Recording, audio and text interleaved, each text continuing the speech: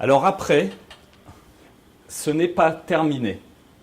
C'est-à-dire que quand vous allez aborder quelqu'un, aujourd'hui, il faut que vous compreniez que le monde est devenu un monde digital.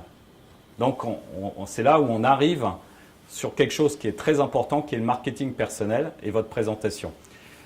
Donc, dans la métaphore de la valise, nous sommes dans la rue à Lisbonne et nous abordons les gens. Les gens, donc, sont obligés de réagir sur le champ. Mais vous n'allez pas contacter les personnes dans une rue. Vous ne serez pas dans un salon, a priori. Vous allez être derrière votre écran d'ordinateur. Et vous allez faire quoi? Vous allez écrire un courrier électronique. On est dans un mode de communication asynchrone. C'est-à-dire que la personne va recevoir votre courrier électronique et là, elle va pouvoir décider ou non de vous répondre. Et vous allez avoir une statistique là-dessus. Et il y a une quinzaine d'années, quand j'ai démarré ma vie de commercial, parce que quand on est chef d'entreprise, on est avant tout un commercial, à l'époque, la chose que regardait, parce qu'Internet existait déjà, donc la chose que regardait un chef d'entreprise que vous contactiez en prospection, c'était le site Internet de votre société. Ça, c'était le parcours client, ou parcours prospect en B2B. Aujourd'hui, les choses ont fondamentalement changé. Ce n'est plus l'entreprise, on est dans l'ubérisation des professionnels. Ce qu'on regarde, c'est vous. Et on va aller voir sur Internet, on va taper votre nom et votre prénom dans Google, entre guillemets. Tac, Pascal Faucon. Tac, c'est qui? Alors vous avez deux solutions. Soit vous mettez rien et vous signez, voilà, Pascal Faucon, et puis bon. Donc là, la personne va aller dans Google, parce que si je l'interpelle sur quelque chose qui est vraiment important pour lui, la métaphore de la valise, vous voyez, j'ai fait mon travail correctement.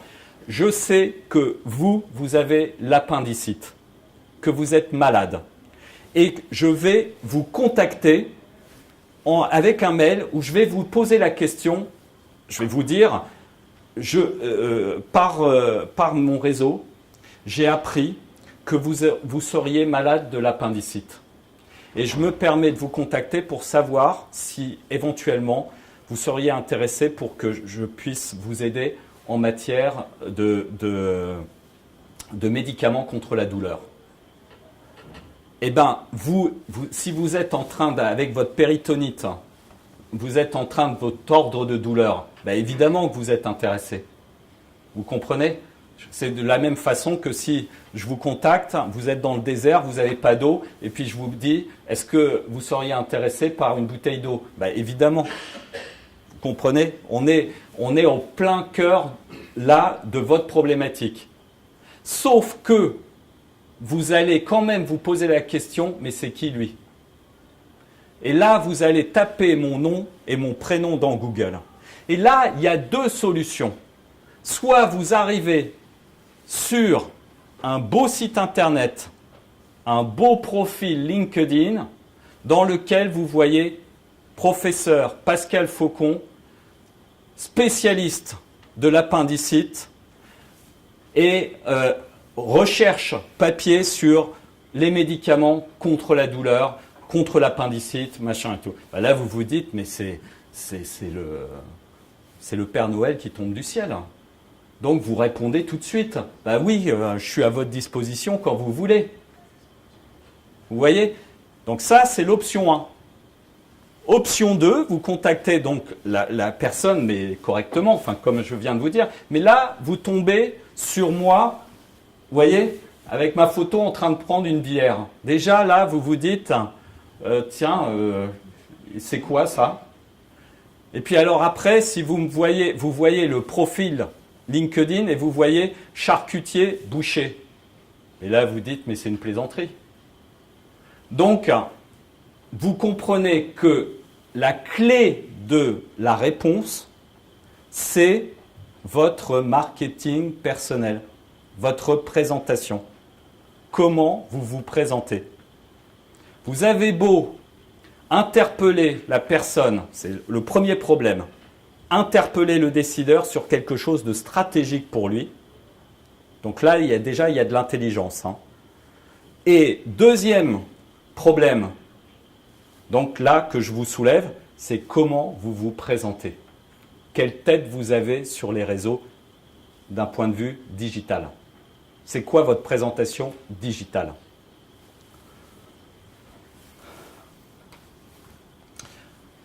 Donc, moi aujourd'hui, je fais beaucoup de marketing personnel parce que justement, je dois être en cohérence avec ce que je dis.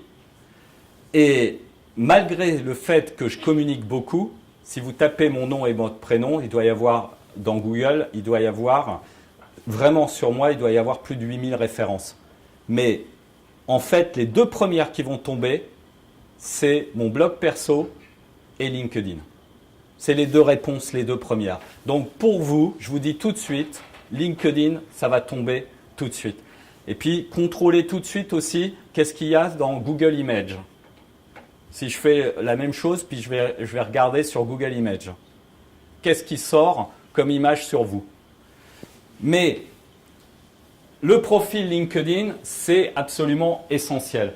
Alors, voilà, je vais vous donner quelques clés qui sont très simples, mais qui supposent de la réflexion sur votre profil. Donc ça, c'est le profil de Jeff Immelt, donc le patron de General Electric. Eh bien, je vous jure, et je vais vous montrer un exemple, moi, tous les étudiants que j'ai à l'université, qui sont pourtant en filière scientifique, ils ne font pas de la communication digitale. Donc, en filière scientifique, ils ont des profils comme Jeff Immelt. Parce que c'est ça l'objectif. C'est vous devez être comme Jeff Immelt.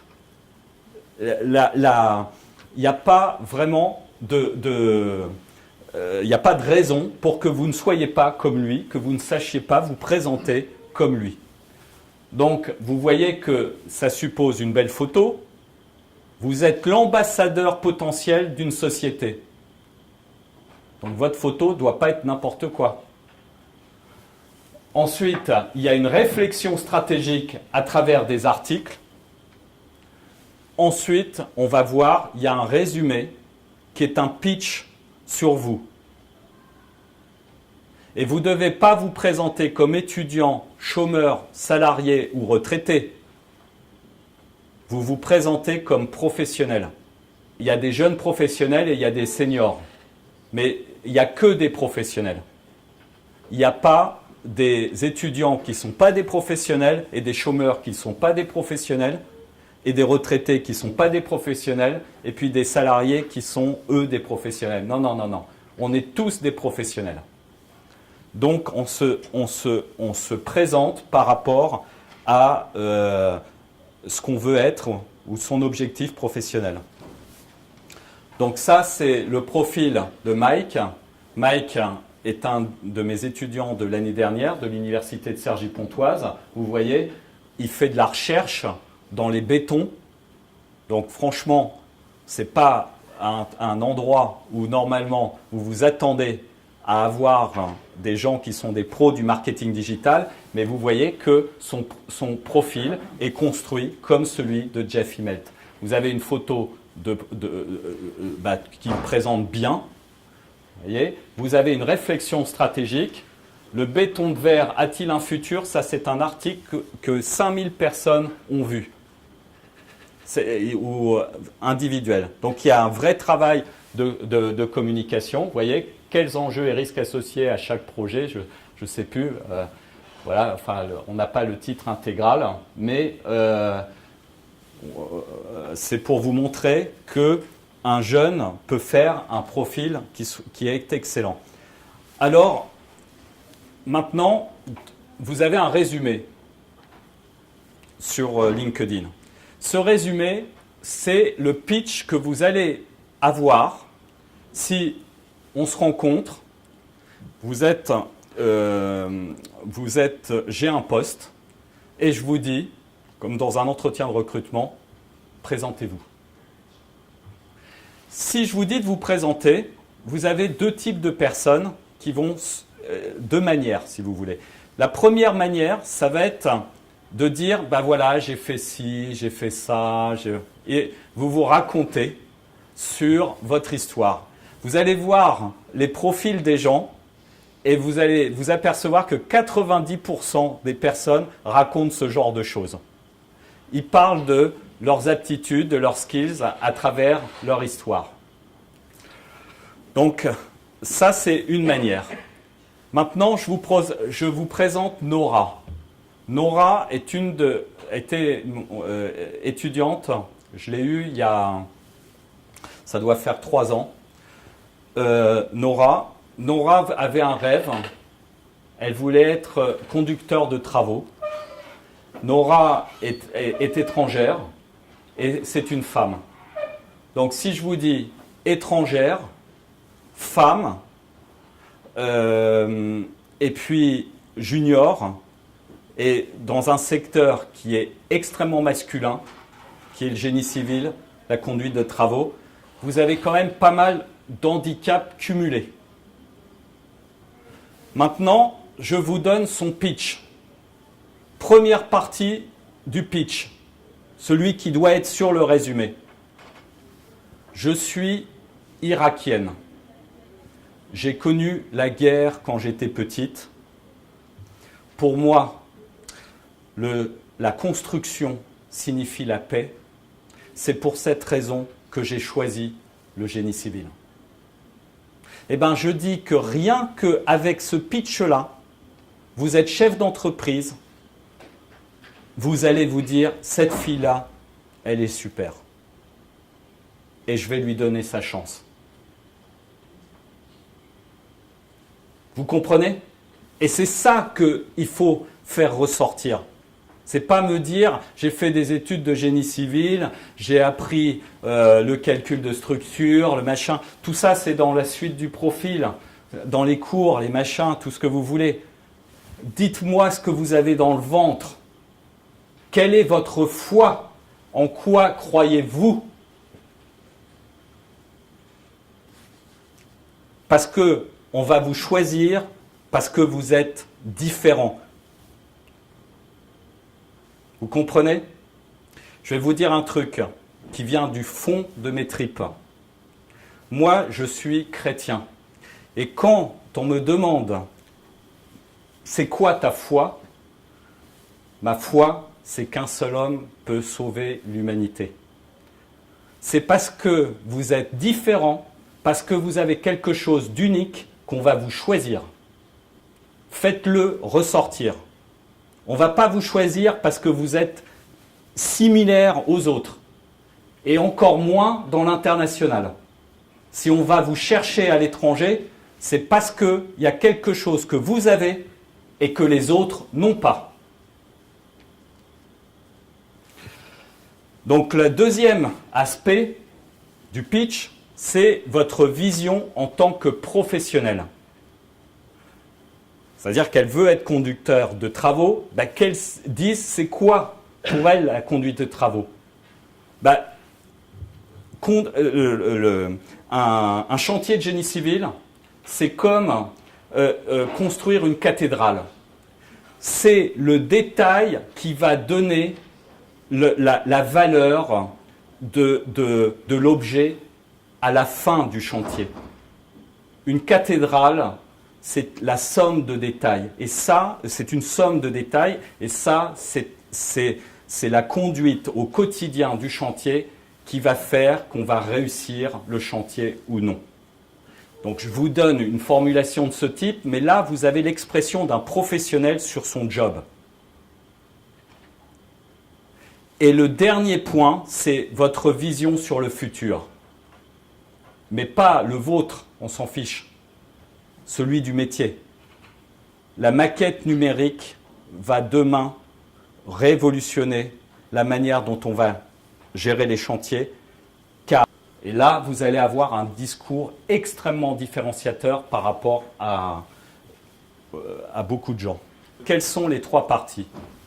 Première partie, c'est vraiment la relecture de votre histoire pour mettre en avant votre foi, vos convictions. La deuxième partie, c'est votre vision du métier en tant que professionnel. Qu'est-ce qui est important pour réussir dans ce métier? La troisième partie, c'est comment vous voyez l'innovation et l'avenir dans ce métier. Vous avez simplement ce pitch-là, avec ces 3 parties. Vous vous présentez comme ça. Moi, je vous dis, vous avez le job.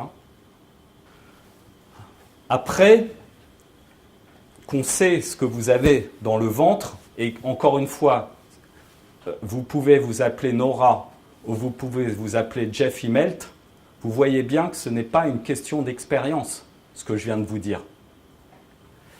Donc ensuite, il y a qu'est-ce que vous racontez?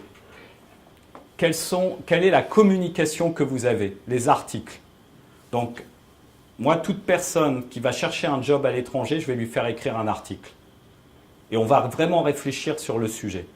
Là, vous avez une femme qui s'appelle Isabelle, qui a été décorée de la Légion d'honneur cette année. Et cette femme, en fait, elle était super avant qu'on se rencontre, mais sauf que les gens ne voyaient pas sa valeur. Et cette femme, elle est traiteur de luxe. Et quand je l'ai rencontrée, je lui ai dit, Isabelle, vous n'allez pas vous battre contre le nôtre, contre des marques, sur la marque de votre société. On va mettre en avant vous en tant que personne. Et c'est comme ça qu'on va gagner. Exactement comme on cherche un job à l'étranger. Et vous voyez le type d'article, le conte de fées, source d'inspiration artistique. Comment transmettre l'essence de l'automne. Ambassade des USA, recevoir pour l'Independence Day. C'est-à-dire que, à travers ces articles, elle vous révèle sa manière de voir l'événement, les événements, comment les construire.